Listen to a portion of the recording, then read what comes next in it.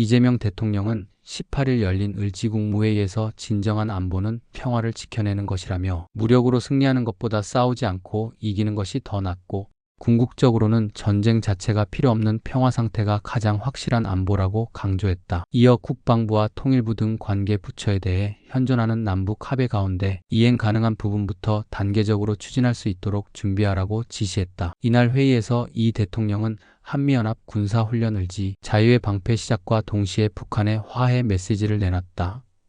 지난주 광복절 경축사에서 북한 체제를 존중하고 흡수통일이나 적대적 행위를 추구하지 않겠다는 대북 기조를 밝힌 데 이어 이번에는 남북 합의의 단계적 이행 방안을 직접 언급한 것이다. 외교부 역시 이에 맞춰 단계적 교환 방식으로 해석될 수 있는 새로운 북핵 문제 접근법을 내놓았다. 이 대통령은 확고한 군사 대비 태세를 유지해야 한다는 점을 전제하면서도 윤석열 정부가 내세웠던 힘에 의한 평화 대신 평화적 방법에 의한 평화를 실현하겠다는 뜻을 드러냈다. 그는 지금 필요한 것은 긴장을 완화하기 위한 꾸준한 노력이라며 작은 행동들이 쌓이면 신뢰가 회복되고 남북이 함께 발전할 수 있는 평화의 길이 열릴 것이라고 말했다. 이는 윤석열 정부가 제시한 8.15 통일 독트린과는 정반대의 방향으로 화해와 협력 중심의 노선이다. 통일부는 이날 곧바로 8.15 통일 독트린을 폐기한다고 발표했다. 구병삼 통일부 대변인은 브리핑에서 이 대통령의 경축사는 반북 흡수통일 기조와 자유, 북진론을 폐기하고 평화 공존을 분명히 한 것이라고 설명했다. 다만 대통령이 언급한 기존 합의 중 이행 가능한 부분이 구체적으로 많지 않다는 지적도 있다. 이미 시행 중인 대북 전단 살포 중단,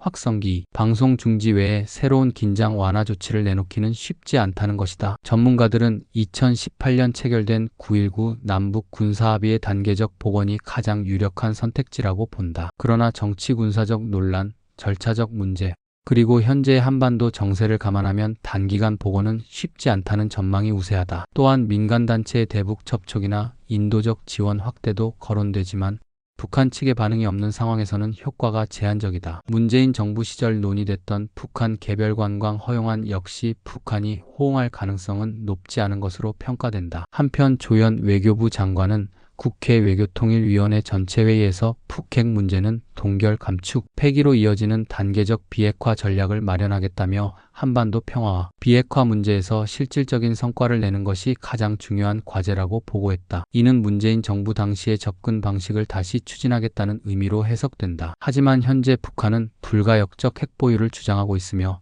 도널드 트럼프 전 미국 대통령마저 북한을 핵보유국으로 지칭하고 있어 부담이 크다. 이에 따라 핵 동결과 제재 완화를 맞교환하는 스몰딜이 현실화될 수 있다는 우려도 제기된다.